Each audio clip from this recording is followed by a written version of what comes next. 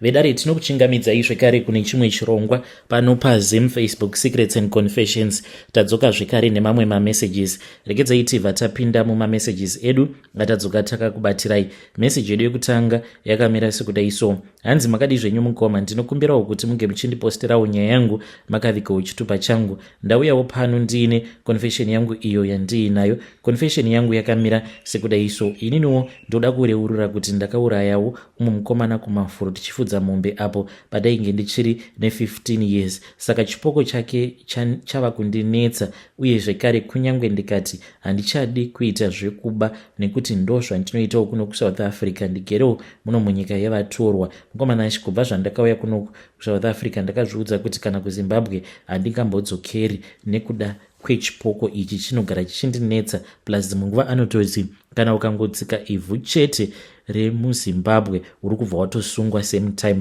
Saka hakuna kana anotombozviziva kuti izvi ndo zvandakaita. Mukomana achi, zvakaitika ndezvekudai so: inini naye mukomana uyu tainge tichangobvawo mukunetsana because painge paine umwe musikana wandainge ndichida. Aizviziva kuti musikana uyu ndaimuda nemwoyo wangu wose. Ndakabva ndachizotanga kunetsana nemusikana uya ava kunditi yeye, ndakaudzwa kuti iwewe hazviite kuti ndinge ndichidanana newe nekuti vabereki vako varombo. Apa ainge achiri munyowani muvillage. Ndikati asi akambokuudza ndianiko? So ndakazofind out kuti mukomana uyu ndiye ainge akaudza musikana uyu kuti vabereki vangu vainge vari varombo. So mukomana achi ndakambonetsana naye kwava kundirova. Nerimwe zuva mukoma ndakazomutaimira ari kumafuro, ndokubva ndati nhasi chete ndinomukurira because musi wacho iwoyo vainge vakandikutsanirana neumwe munin'ina wake. Ndakamutaimira ndokubva tatanga kurwa paya. Mushure mekunge tatanga kurwa akabva achizondikurira mukoma,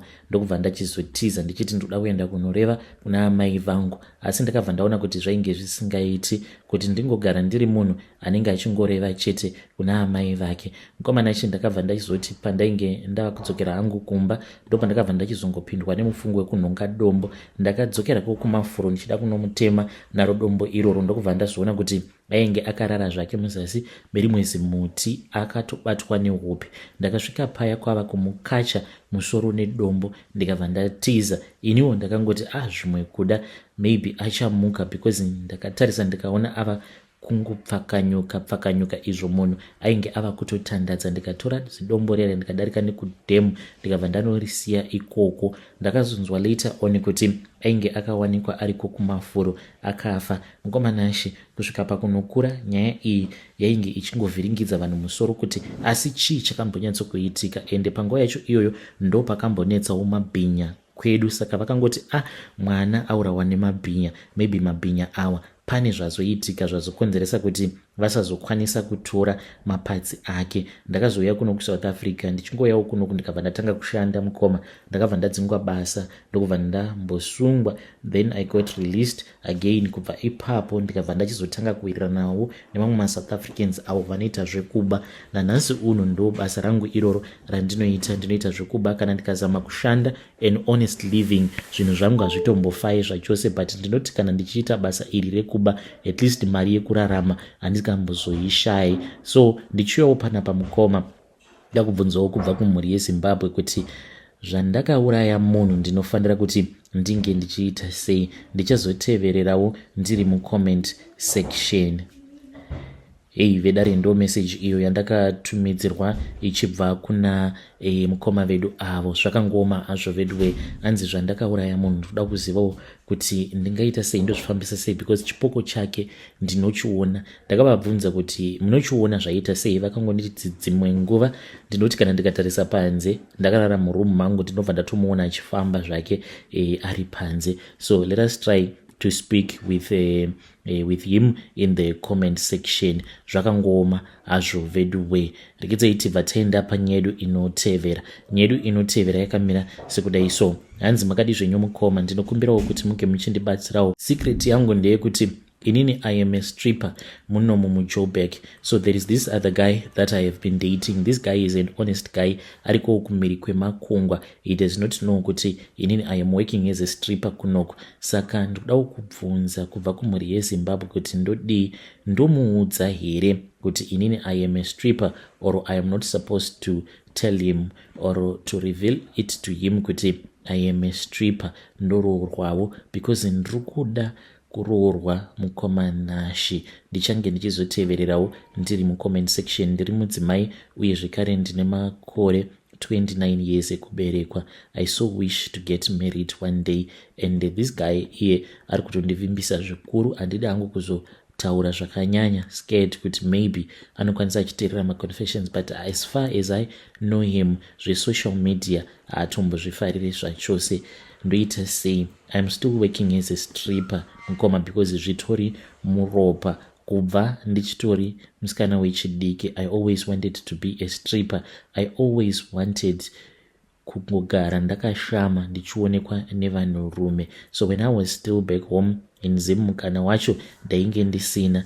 Pandakazouyawo kunoku kuSouth Africa, kunyange hembe dzandinopfeka, you can just see kuti ya munhu uyu kauyu ya mahwane. So this guy, the advantage is that tinotaurawo pasocial media ipapapa, plus nenyaya yekuti matime zone edu akasiyana. Iniwo pandinenge ndiri busy ndichimhanyisana nemaclient, iyewo anenge akarara. When you post my story, please tell me, I'll be following in the comment section. I don't want to reach about 35 ndisati ndaroorwa ndava nevana. As for now, ndanga ndichishandisa family planning pills because I don't want a mistake and I don't want a baby.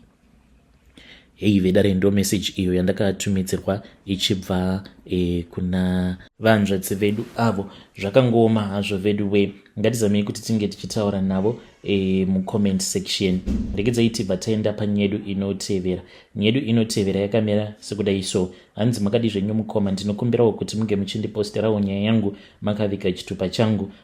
Vandakashungurudzawo vakawanda nekuda kweuroyi hwangu, but ndakabvawo mukurota ngirozi iyo yakati kwandiri, mazuva ako ekurarama pasi pano pezuva akwana. Handina hangu kuudzwa kuti ndasara nemakore mangani ekurarama, but I know kuti kwandiri kuenda kumberi uko hakutomborina kumira zvakanaka. Zvino mukoma Nashi, ndinombozamawo kuti ndinge ndichinamata, but dambudziko riripo nderekuti kana ndonamata ndinobva ndatanga kuona zvinhu zvangu izvo zvandakasiyirwa nagogo zvichichema. I know kuti some people out there won't understand, but ini nezvinhu zvangu tine this thing that we call a strong bond. Vanoita sekunge vana vangu.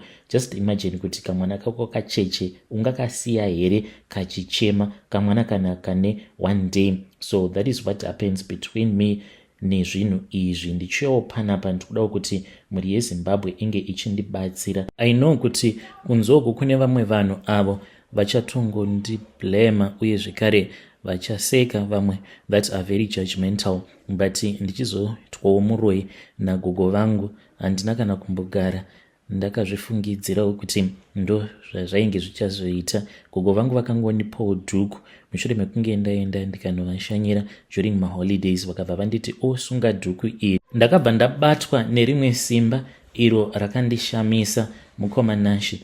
So ndauyawo pano ndikudawo kuti mhuri yeZimbabwe inge ichindibatsira. Kuroya handichadi, ngati dambudziko sezvandakuudzai kuti ndiroro mukoma Nashi rekuti ndinoti kana ndava kuda kurasa zvinhu izvi ndinobva ndatanga kunzwa mwoyo wangu uchirwadza kuti zvinhu izvi kana kuri kunzi ndikazvirasa zvichazochengetwa nani, zvichapiwa naniko zvokudya. When you post my story, tell me, I'll be following through in the comment section. Hey, vedare ndo message iyo yandakatumidzirwa ichibva kuna vanzvadzi vedu. Ngatizamei kuti tinge tichitaura navo vanzvadzi vedu ava mucomment section. Pakaipa hanzi ndine a very strong bond nezvinhu zvangu, zvikwambo zvangu izvozvo zvandakasiyirwa nagogo vangu. Please do not judge me because zvinhu izvi pazvakaitika ndainge ndichiri mwana mudiki. Regedzai tibva taenda panyedu inotevera. Nyedu inotevera yakamira sekudai so. Makadi zvenyu mukoma, ndinokumbirawo kuti munge muchindiposterawo nyaya yangu makaviga chitupa changu. Ndauyawo pano ndine secret yangu iyo yandiinayo. Dzimwe nguva tinozosvikawo pakuromba kuburikidza nevabereki vedu, mistakes avo avanenge vakaita. So vabereki vangu mukoma Nashi vainge vachishanda pane rimwe purazi roumwe murume uyo anoita zvematongerwo enyika. Saka papurazi ipapo mukomana kwaingovawo kungoshanda, but mari kuti mari inge ichinzi yabuda, dzimwe nguva vaizotoita zvekutounza masoja, muchishanda makatarirwa nemasoja. Apa waiti kana ukapiwa mari sanhasi obva wanzi une chikwereti chemari yakati, saka chidzosa kana $10, waigara ungori nechikwereti chete kwaari murume uyu. Saka vabereki vangu mukomanashi ivo zvavakazoita vakabva vachizoenda kune imwe n'anga, nekuti baba vainge vava kukweretiwa mari yakati wandei naye murume uyu. Vakati vaenda kuyakwe ndo pavakabva vazonzi vaifanira kuti vange vachitora ivhu paguva remutorwa, ndokubva vaita saizvozvo. Ivo havana kuziva kuti kana ukagara waita mhiko dzakadaro zvinoreva kuti mweya iwoyo wemutorwa unenge kwava zvino kutevererana newe. Saka takazotongokura zvedu, but baba vangu vainge vatova nechidhoma chavo, but ivo manje vainge vasingadi kutizivisa kuti vainge vatoromba. Saka baba vangu ivo vakabva vachizotanga kuitawo zvemubobobo, because pavakada kunorasa mushonga uyu kwava kurasirirwa zvekare. N'anga dzine hutsinye. Apa my father was a man who was just an honest man. Zvakaitika zvakangoitikawo, but my father in general he was just an honest man. So vakabva varasirirwa mushonga iwoyo wemubobobo, kana kuti iro ravanoti gondwa, because kune munhu wacho uyo wavakaenda kwaari vachida kuti vange vachizobatsirwa naye. Munhu uyu ainge achibva kuMalawi, ndokubva atongovarasirira gondwa iroro iro raainge akabva naro kumusha kwavo kuMalawi achiuya kuno kuZimbabwe. Zvino chipuka ichi chainge chava kumunetsa, ndokubva atoona kutoti baba vangu havana zvavainge vachiziva zvakawanda zvematare, ndokubva vagamuchidzwa umwe mucheka uyo wavakanzi mucheka wacho iwoyo vaifanira kuti vange vachizowana panoyerera mvura, then vobva vazouyeredza vasingatozivi kutoti he was dedicating his entire generation kune mubobobo izvozvo zvacho zvana gondowa waturukwa. Kutaura kudai mukomanashi, inini ndiri murume ndinoboba vana madam boys vangu, uye zvekare kana vakadzi chaivo mumigwagwa umu mukufamba ndinenge ndichingovaboba chete, ende handitomborina kana control pane zvose izvo zvandinoita. Saka ivo vabereki vangu vakazongosvikawo pakufa vasina kana chavainge vainacho. Ndo zvacho zvinonyanya kundirwadza pavari baba kuti asinhai baba. Dzimwe nguva kana kuri kunzi ndikaenda parinda ravo baba, ndinobva ndatotanga kutopopota ndichiti asi nhai baba, chamakarombera chimbori chiiko. Mukomanashi kana mukaposta nyaya yangu ndizivisei, ndichange ndichizotevererawo ndiri mucomment section. Vamwe vanhu kunzoko vamunonzwa zvichinzi vakaromba, it's not like vanenge vakaromba nekuda, but dzimwe nguva zvinhu zvinongoitika usitomborina kana tarisiro yekuti izvi ndo zvava kuda kuitika. Sababa vangu ivo vainge vachida kuti uyo murume wavainge vachishandira ane hutsinye, uyo ainge avashandisa kwemakore nemakore achingoti ndichazokupa mari yako, ndichazokupa mari yako. Pavakazoona kuti mari iyi yainge yawanda, vainge vatotaurirana noumwe sabhuku womakore acho iwawo pazvakaitika. Mastendi awa ainge asati ava kudhura mumaruzevha. Saka uya sabhuku akangoti achingondiona nemari yakati, vakabvaona kutoti mari iyoyo inenge yakawanda, ndokubva vachizoenda kumurungu kwavo, ndokubva vachizonzi kana ukaramba uchindinetsa ndinokusungisa kana kukunyudzisa iwe. Vakazoenda kun'anga uko kwavakazonopiwa mishonga. Kutaura kudai as a family tinoramba tichingotevererwa nemweya wacho iwoyo wemutorwa. Vabereki vedu vakasvika pakufa vasina kana kumbotiudza kuti munhu wacho iyeye ane ivhu rake rakatorwa paguva rake nababa vangu, munhu iyeye ndewepi, anonzani uye anobvepi, murume here kana kuti mukadzi. Ivo havana kutiudza. Kana mukaposta nyaya yangu ndizivisei, ndichange ndichizotevererawo ndiri mucomment section. Hei vedare ndo message iyo yandakatumidzirwa ichibva kuna mukoma vedu avo. Ngatizamei kuti tinge tichitaura navo mucomment section. Hanzi usiku dzimwe nguva ndinotombobuda ndava kunobata mabasa angu erima. Dambudziko riri pandiri nderekuti kana ndikagara ndaboba mukadzi anenge aine pamuviri, mukadzi yeye hanzi anobva aita miscarriage. Strange things indeed they do happen in this world. Rekedzai tibva taenda panyedu inotevera. Nyedu inotevera yakamira sikudai so. Hanzi hello mukomanashi, ndinokumbirawo muposte nyaya yangu padare renyu ndidzwewo pfungwa dzevamwe.